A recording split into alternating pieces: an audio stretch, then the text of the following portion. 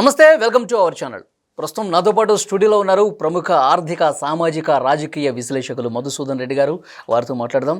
మధుసూదన్ రెడ్డి గారు నమస్కారం సార్. నమస్తే వలి గారు. మధుసూదన్ రెడ్డి గారు, అమెరికాలో ప్రధాని మోదీ అమెరికా అధ్యక్షుడు ట్రంప్తో భేటీ అయ్యారు. మంతనాలు జరిగాయి. మెరుగైన సమాజం కోసం మన భారతదేశానికి ఉపయోగపడే అనేక విషయాల మీద వాళ్ళ చర్చలు జరిగినాయి. ఆ భేటీ ద్వారా ఎలాంటి మెసేజ్ వచ్చింది, ఎంతవరకు చర్చలు సఫలీకృతమయ్యే అవకాశం ఉంది, మన భారతదేశానికి కలిగే లాభాలు ఏంటి అంటే ఏం చెప్తారు? ఇప్పుడు అమెరికా ద్వారా మనకి పెద్ద చిక్కొచ్చి పడింది. ఇప్పుడు అమెరికా వాడు ఏం చేసిండంటే పొగబెట్టిండు, భారతీయులందరిని వెళ్ళిపోమంటుండు. భారతీయులందరూ అమెరికా ఉన్న భారతీయులందరినీ తీసుకురావాలంటే ఎన్ని ఫ్లైట్లు కావాలో ఊహించుకోండి. ఒక ఫ్లైట్కి ఎంతమంది వస్తారు, అమెరికాలో ఉన్న భారతీయులు ఎంతమంది. ఒక నిర్బంధకాండను ప్రయోగిస్తున్నాడు. ఎందుకంటే కోటి ఆశలతోటే స్వదేశాన్ని వదిలేసి యూనివర్సిటీలో చదువుకుంటూ పార్ట్ టైం ఉద్యోగాలు చేసుకుంటూ ఎలగబెట్టాలని ఎగిరిపోతే ఎంత బాగుంటుందని ఎగిరిపోయారు. కొంతమంది స్టూడెంట్ వేషాలతో పోయారు, కొంతమంది ఏమో రకరకాల వేషాలతో పోయారు. సిక్కులోళ్ళు అయితే వాళ్ళు ఇష్టం వచ్చి చెడిపోయారు. ఆడుండే ఒకటి ఇల్లీగల్ మైగ్రెంట్స్ని ఎవరు సమర్థించరు, ఏ కంట్రీ కూడా సమర్థించదు, ఇంక్లూడింగ్ భారత్ కూడా సమర్థించదు. ఇప్పుడు ఆ ఇల్లీగల్ మైగ్రెంట్స్ని అందరినీ భారత్లో వస్తే వాళ్ళకి ఏ విధంగా భారత ప్రభుత్వం ఆదుకుంటుంది, ఇది కూడా మనం ఆలోచించాల్సిన పాయింట్ ఒకటి ఉంది. వాళ్ళని 7,25,000 మంది ఇండియన్స్ ఇల్లీగల్ మైగ్రెంట్స్ ఉన్నారంటున్నారు. అది చిన్న ఫిగర్ లాగా మీకు అనిపిస్తుంది. ఇంకో ఫిగర్ నేను చెప్తా. లీగల్ మైగ్రెంట్స్ అంటే ఏంది? స్టూడెంట్లు చదువుకోవటానికి పోయినారు, వాళ్ళు యూనివర్సిటీలో నుంచి కానీ బయట ఆడన తిరిగినంటే అరెస్ట్ చేస్తామంటారు. వాళ్ళు ఏంటంటే చాలని సంపదతోటి ఉన్నత ఆశయాల కోసం చదువుకుంటూ పార్ట్ టైం జాబులు చేసుకుంటారు వాళ్ళు, బతకాల. ఇప్పుడు ఏంటంటే తల్లిదండ్రులకి భరాయించే శక్తి లేదు. కాబట్టి ఆ విద్యార్థులందరినీ కేంద్ర విద్యాశాఖ మంత్రి ఎవరైతే ఉన్నారో, విదేశీ వ్యవహారాల శాఖ చూసేవాళ్ళు ఎవరైతే ఉన్నారో, అన్ని యూనివర్సిటీలకు లెటర్ పెట్టాలి. మన హెచ్ఆర్ మంత్రి పెట్టి ఏ యూనివర్సిటీలో ఎంతమంది పిల్లలు ఉన్నారు వాళ్ళందరికీ మేము షూరిటీ ఉంటాం. వాళ్ళ నెలవారీ ఖర్చులు అనేవి మనకు ఒక పథకం ఉంది వలి గారు, విదేశీ విద్యా పథకం అని ఉంది.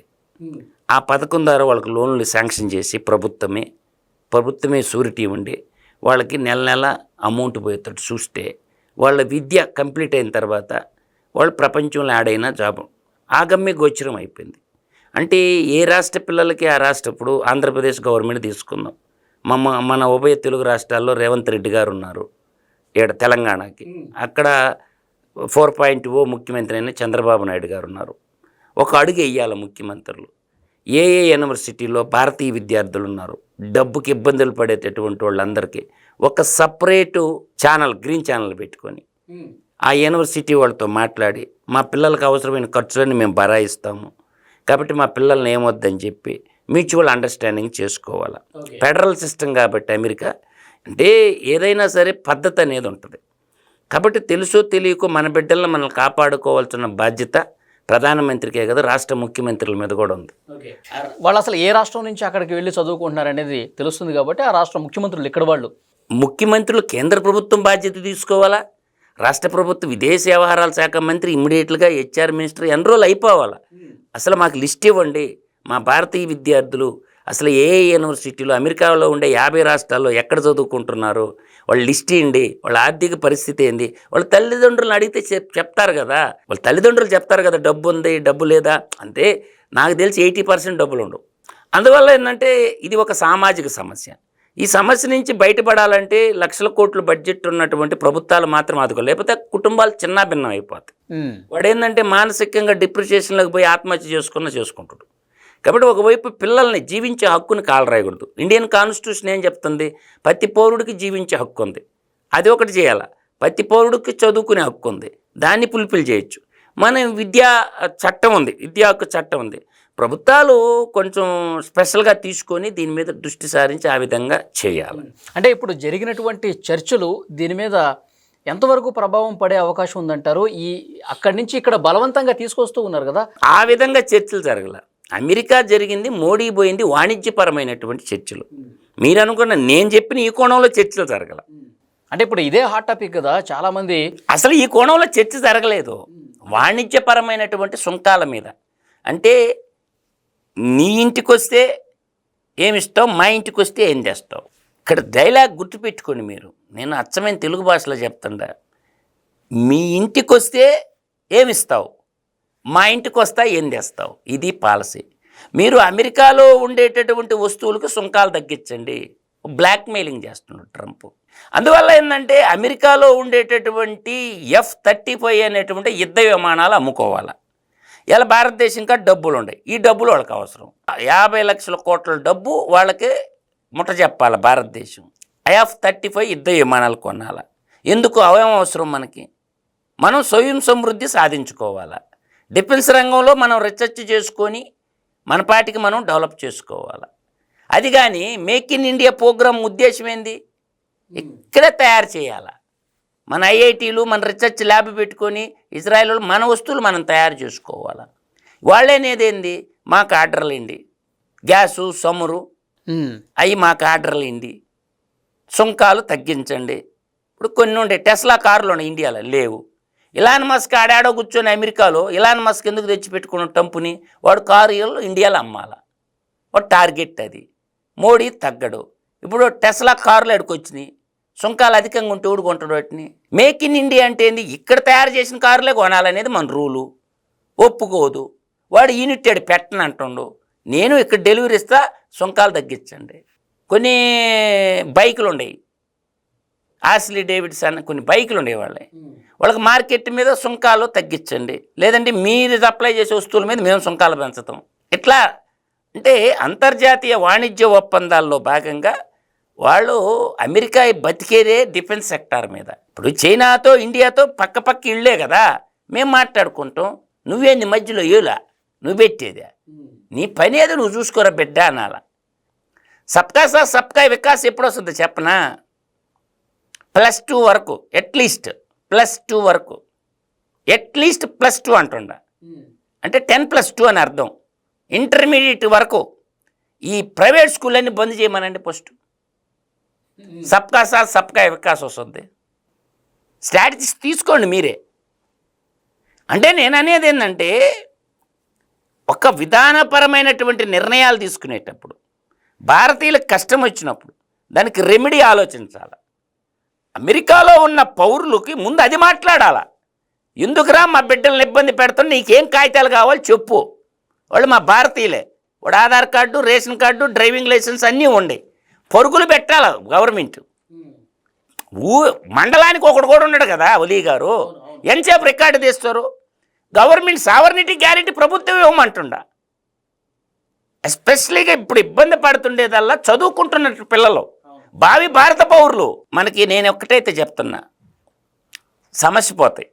వాళ్ళకి ఆర్డర్లు కానిస్తే డిఫెన్స్ ఆర్డర్లా, F-35 యుద్ధ విమానాలకు కానీ ఆర్డర్లు ఇస్తే బంద్. భారతీయులను ఏమన్నది చేసేస్తే సెట్ అయిపోద్ది. భారతదేశం డబ్బులు కావాల్సి వచ్చింది వాడికి, వాడు అప్పులు కుప్ప అయిపోయింది అమెరికా. ఇప్పుడు వాడికి డబ్బులు కావాలా. అందువల్ల కెనడా మీద పడతాడు, మెక్సికో మీద పడతాడు, ఇంకొకటి కూడా చేయాలి. వాడు పెద్దన్న పాత్ర నుంచి ఇప్పుడు మంచి అవకాశం, ఆ అవకాశాన్ని భారతదేశం ఇన్సైడ్ తీసుకొని రష్యా, చైనా, భారతదేశం, బ్రెజిల్ ఏకం అవ్వాలి. ఏకమైపోయి జపాన్ వాడితో చేయగలపాల, జర్మనీ, జపాను వీళ్ళతో చేతులు కలపాల, కలిపేసి బ్రిక్స్ కరెన్సీ తేవాల. యూరో కరెన్సీకి, డాలర్ కరెన్సీకి ధీటుగా మన రూపాయిని నిలబెట్టాల. అంటే బ్రిక్స్ కరెన్సీ అంటారు దీన్ని. బిట్కాయినా మీరు చెప్పేది? బిట్కాయిన్ కాదు, సపరేట్ కరెన్సీ నోటు. వాళ్ళ బాధ ఏంటంటే యూరో ఉంటుంది, ఆ యూరోప్ దేశాలన్నీ ఒక కరెన్సీ వాడతాయి. మీరు బాగా అర్థం చేసుకోండి. Dollar, America dollar, Canada dollar, Australia dollar అని అంటారు. ఇప్పుడు కరెన్సీ ఈ ఆసియా దేశాల కరెన్సీ లేదు, సపరేట్ కరెన్సీ. వాళ్ళు వస్తువులు కొనేటప్పుడు మనం డాలర్లో చెల్లించాల్సి వస్తుంది. అవును. ఇక్కడ ఏంటంటే మనం ఇక్కడ బ్రిక్స్ కరెన్సీ కానీ తెస్తే ఈ కరెన్సీలో మీరు మా వస్తువులు మీకు కావాలంటే మీరు మా డబ్బులతో కొనండి అనాల. రివర్స్ గేమ్ అటాక్ ప్లాన్ చేయాలి. బ్రిక్ కరెన్సీతో కొంటే తప్ప మేము అప్పుడు చచ్చినట్టు వాడి కరెన్సీ యాడ్ నుంచి వస్తుంది, మన వస్తువులు ఇంపోర్ట్ చేసుకుంటే వాడి వస్తువులు మనం ఇంపోర్ట్ చేసుకునేటప్పుడు వాడి డాలర్లుగా ఉంటాం. ఓకే, అంటే మనం బ్రిక్స్ అని ఒక యూనిట్గా ఏర్పడి ఆల్రెడీ ఉంది. వరల్డ్ బ్యాంక్కి ధీటుగా మన వాళ్ళు ఏం చేశారు, ఏషియన్ డెవలప్మెంట్ బ్యాంక్ డెవలప్ చేశారు. ఏషియన్ బ్యాంక్ అనేది ఒక డెవలప్ చేశారు మన వాళ్ళు ఈ మధ్య. ఏషియా కంట్రీలన్నీ కలిసి ఒక బ్యాంక్ పెట్టుకుని వాళ్ళ రాష్ట్ర అభివృద్ధుల కోసం సంక్షేమం కోసం అభివృద్ధి పెట్టుకున్నాయి. వరల్డ్ బ్యాంక్కి ధీటుగా ఇది వస్తుంది. ఇప్పుడు వాడు ఓర్చుకోలేకపోతున్నారు, అన్ని రంగాల్లో వీళ్ళు ఏకమవుతారు అని. ముందు వీళ్ళు ఏకమైపోవాలా, ఆఫ్రికా దేశాలను కూడా కలుపుకోవాలా అని అందరిని బెదిరిస్తుండే. ఇప్పుడే గ్రీన్ ట్యాక్స్ ఓడి కట్టాలా, ప్రపంచానికి ఆక్సిజన్ ఇస్తుండేది ఎవరు, ఆఫ్రికా దేశాలు, 54 దేశాలు. ఆక్సిజన్ లేకపోతే వాళ్ళు గ్రీన్ ట్యాక్స్ కట్టబడలే, వాళ్ళేం అడవులు పెంచాలా, ప్రపంచం అంతా ఆక్సిజన్ వాళ్ళు ఇవ్వాలా, మీరేం వాళ్ళకి డబ్బులు ఇరా. అందువల్ల ఏంటంటే నేననే వ్యాలిడ్ పాయింట్ ఒలి గుర్తుపెట్టుకో, మెరుగైన సమాజం కోసం అంటే పక్కన ఇబ్బంది పెట్టడం కోసం కాదు, అందరూ బాగుండాలి, అందులో మనం ఉండాలా అనే భావనలో రావాలంటే మేమే బాగుండాలన్నట్టు వ్యవహరిస్తోంది అమెరికా. పెద్దన్న పాత్ర మేమే పోషించాలా. ఇప్పుడు ప్రపంచంలో నువ్వు బాగా చూసుకో, ఇప్పుడు జెలెన్స్కీ మద్దతు ఇచ్చింది అమెరికా వాళ్ళే. వాడిని నాశనం చేశారా ఉక్రెయిన్ని. ఒకప్పుడు ఉక్రెయిన్ అంటే డాక్టర్లు ఫేమస్, గోధుమలకి ఫేమస్, వాడిని నాశనం చేసిండ్రా. అట్టే పాకిస్తాన్కి నీకెందుకురా భారతదేశం మీద తిరగబడరని వాడిని నాశనం చేసిర్రా. ఆఫ్ఘనిస్తాన్ పోయిర్రా, వాళ్ళ నాశనం చేసిర్రా. ఇప్పుడు బంగ్లాదేశ్లో చుచ్చు పెట్టిర్రా, బాగున్న బంగ్లాదేశ్లో. ఇప్పుడు అది చుట్టుపక్కల శత్రువులు అయిపోయారు దానికి. అంటే ఒక పెద్ద దేశాన్ని దెబ్బగొట్టాలంటే అంత ఆషామాషి వ్యవహారం కాదు. చిన్న దేశాలకు 2 డబ్బులు ఎరేసేది, వాడిని పావుగా వాడుకునేది. అధ్యక్షులు బుట్టలో పడతారు. షేక్ హసీనా బ్రహ్మాండంగా ఉన్నది బంగ్లాదేశ్, వాడు ఒకటి చేతులు పెట్టిండ్రు. ఏ దేశాన్ని ఆ దేశం వాడు కాపాడుకుంటాడు కదా, ఎత్తుకు పై ఎత్తేసి. ఇప్పుడు ఏమైంది, బంగ్లాదేశ్ పని అయిపోయి నాశనం చేసిండా. అంటే ఆలోచన చేసుకోవాలి. ఇప్పుడు మాల్దీవ్స్ ఉంది. నాకు ఒకటి అర్థం కావట్లేదు మధుసూదన్ రెడ్డి గారు, ఈ ప్రస్తుతం ఉన్నటువంటి ఈ టఫ్ సిచ్యువేషన్ని ఎందుకు మన గవర్నమెంట్ మనకు అనుకూలంగా డీల్ చేయలేకపోతోంది? ఖచ్చితంగా ఎదురుదాడి ఆరంభించాలి. ఎందుకంటే మన పౌరులు ఆడ చిక్కుకున్నారు, వాళ్ళని కాపాడే ప్రయత్నం చేయాలి. వాళ్ళని ఎలా కాపాడాలని నేను చెప్పాను కదా సొల్యూషను. ఏం పెరిగి కట్టలు కట్టే పనే ఉంది. మాట్లాడండి అధ్యక్షుడితోటి, ఒరే బాబు మా విద్యార్థులు ఉన్నారు, చదువుకుంటున్నారు, వాళ్ళ హాస్టల్లో కూడా ఖర్చు అవుతుంది, మానసికంగా పోతున్నారు, డబ్బు ప్రభుత్వం కట్టమంటున్నా నేను, మనకు పథకం ఉంది కదా, అయిపోయా. పిల్లలకు భరోసా ఇవ్వండి. అర్థం కావట్లేదు, ట్రంప్ మోదీ మంచి దోస్తులు కదండి, ఎప్పటికీ సపోర్ట్ చేసుకుంటారు, ఇక్కడ వస్తూ ఉంటారు, హగ్ చేసుకుంటారు, ఈయన అక్కడికి పోతుంటాడు, హగ్ చేసుకుంటాడు. ఇంత మంచి రిలేషన్షిప్ ఉన్న నేపథ్యంలో ఇక మనకి ఏం కాదులే అని చెప్పి అక్కడ ఉన్న మనవాళ్ళు కూడా కొంత హ్యాపీ ఫీల్ అయ్యారు, మన ప్రభుత్వమే వచ్చిందని. చట్టాలు వేరు, వ్యక్తిగత సామ్యం వేరు. మన ఇద్దరం బాగానే ఉంటాం అలాయ్ బలాయ్, కానీ నీ మాట తీరు వేరు, నా మాట తీరు వేరు. అందువల్ల అలాగే ఆ దేశ చట్టాలు వేరు, వీళ్ళిద్దరు బాగానే ఉండొచ్చు, కానీ చట్టం ఏం చెప్తుంది, చట్టం ఎవడికి చుట్టం. అందువల్ల నేనంటుండేది ఏంటంటే విధానాలు అనేవి కరెక్ట్గా ఉండాలి. మనం మెడిసిన్స్ ఇస్తున్నాం, చాలా మెడికల్ ఇస్తున్నాం. కరోనా టైంలో కానీ మెడికల్లో కింగ్ మేకర్లో భారతం రా మెటీరియల్స్ మనం ఆపేస్తే అప్పుడు ఏం చేస్తాం. ఏదైనా సైకిల్ సిటీ ఇవ్వాలి గారు, గుర్తుపెట్టుకుని, జీవితం అనేది సైకిల్ సిటీ లాంటిది. ఏ ఒక్క దేశము దానికి సమృద్ధిగా ఉండజాలదు, ఒక దాని మీద ఇంకొకటి ఆధారపడి జీవించాల్సిందే. అందరికీ భారతదేశం మార్కెట్ మీద అంటే కన్నెందుకు చెప్పనా. ఇప్పుడు ఫుట్వేర్ టెక్నాలజీ ఉంటుంది వలీ గారు, ముందు కొనేవాడు ఉండాలి కదా, తయారు చేసేవాడు ఉంటే కొనేవాడు ఎవడు, నాకు అది చెప్పు. ఫస్ట్ ఒక టీవీ ఉంది, టీవీలు తయారు చేసిన సరే కొనేవాడు ఎవడు, కొనే సామర్థ్యం మనకు ఉండాలి కాదు, కొనేవాడు ఉండాలి. అదే అంటే దేశం అంటే మనుషులై, దేశం అంటే మట్టి కాదోయ్, దేశం అంటే మనుషులే అన్నారు మనకు సామెత, గుర్తుపెట్టుకోండి. ఇప్పుడు భారతదేశంలో నాకు తెలిసి ఒక 150 కోట్ల జనాభా ఉంటారు. ఈ 150 కోట్ల జనాభాకి 300 కాళ్ళు ఉంటాయి. 300 కాళ్ళకి 600 కోట్లు చెప్పులు కావాలి. బూట్లు కొంటావా, స్లిప్పర్స్ కొంటావా, ఏ అన్నా కొనుక్కో నువ్వు. ఏడు బిజినెస్ ఉంది, మనుషులు లేని కాడ వ్యాపారం ఏముంటుంది. అది క్వాలిటీ పక్కన పెట్టండి. మొబైల్స్ ఉన్నాయి, ప్రతి ఓడికి ఒక మొబైల్ ఉంటుంది. అంటే 150 కోట్ల మొబైళ్ళు కావాలి. 150 కోట్ల మొబైళ్ళు మ్యానుఫ్యాక్చరింగ్ ఉందా ఇండియాలో, కెపాసిటీ లేదు.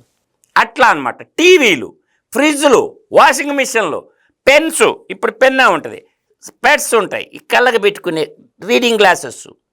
అట్లా నీకు జనాభా ఉన్న ఏరియాలో వ్యాపారం ఉంటుంది, వస్తు ఉత్పత్తి కూడా తక్కువలో జరగద్ది. ఇవాళ టెస్లా కూడా ఇండియా మార్కెట్ మీద ఎందుకు పడ్డాడు, అమెరికాలో నువ్వు కొంటారన్య కొనలేడు.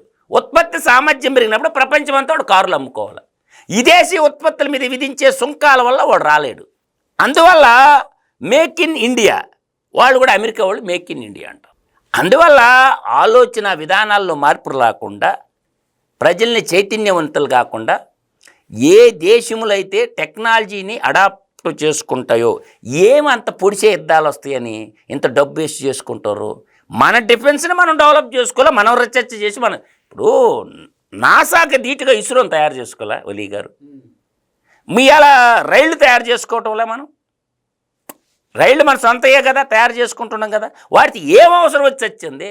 చైనాని పూచిగా చూపించి, రష్యాని పూచిగా చూపించి, వాడి పనికిరాని అన్నీ మన మీద అంటగట్టి అన్ని కోట్లు పెట్టి కొనాల్సిన అవసరం ఏముంది? ఏం చేస్తాడు? ఎంతమందిని చంపుతాడు? వల్ల కాదు. ఆలోచన చేసుకోండి. ఆర్థిక విధానాలు, వాణిజ్య విధానాలు, సరళీకృత ఆర్థిక విధానాలకు బలంగా ఉండాలి దేశం. అందువల్ల దేశం బలంగా ఉండాలంటే స్వయం సమృద్ధి సాధించాలి. స్వయం సమృద్ధి ఎప్పుడు చేసేసింది? రీసెర్చ్ అండ్ ఇన్నోవేషన్ మీద భారత ప్రభుత్వము, రాష్ట్ర ప్రభుత్వాలు ఖర్చు పెట్టాలా. ఏమన్నారు? దేనికి పెడతారు? ప్రీబీస్కి పెడతారు. నేను సుప్రీంకోర్టు వ్యాఖ్యానించింది కదా, ప్రీబీస్ మంచిది కాదు అని. మా లాంటి వాళ్ళు ఎప్పుడో చెప్తున్నాం, సంక్షేమం సంక్షోభానికి దారితీస్తుంది. సంక్షేమం ఉండాల్సింది 5: చదువు, విద్య, వైద్యం. ఈ 2 పెట్టండి నాయన సంక్షేమం. తాగునీరు ఉచితంగా ఇవ్వండి, సాగునీరు ఉచితంగా ఇవ్వండి, వాడికి ఒక కొంప ఇవ్వండి, పని మాత్రం ప్రయపించండి అని మేము చెప్తాను. సంక్షేమం ఎప్పుడు సంక్షోభానికి దారి తీసేది, అది శ్రేయో రాజ్య స్థాపన జరగదని మొట్టమొదటి నుంచి బతుకుంటున్నాం మేము. అదే కష్టపడటం ఆపేస్తారు కదా, ఖచ్చితంగా ఆపేశారు కదా ప్రీబీస్కి ఇచ్చేసి. అందువల్ల నేను అంటుండేది, ఆలోచన చేసుకొని పర్ఫెక్ట్గా కానీ బిల్డ్ చేసుకోగలిగితే ఇలా మతరహిత రాజ్యాన్ని ఏర్పాటు చేసుకోవాలా, కులరహిత రాజ్యాన్ని ఏర్పాటు చేసుకోవాలా. కులం, మతం ఈ 2 భారతదేశాన్ని చిన్న భిన్నం చేస్తుండే. ఇవాళ నీకు చైనా తీసుకుంటే క్యాస్ట్ కాలం అనేది అవుపడదు, నీకు మతకాలం కూడా పెద్దగా ఉండదు. ఎవరిపైన వాళ్ళు చేసుకుంటారు భద్రంగా. నేషనాలిటీ మనం భారతీయులం. ఆర్థిక ఎకనామికల్ బ్యాక్వర్డ్ స్థాయిని పెట్టుకొని వర్గీకరించుకోండి. సమసమాజ స్థాపన జరగద్ది. అప్పుడు మాత్రమే సబ్కా సాత్ సబ్కా వికాస్ జరగద్దని మాత్రం నేను చెప్పగలను. చాలా మంచి పాయింట్స్ చెప్పారు మధుసూదన్ రెడ్డి గారు. Thank you very much. నమస్కారం.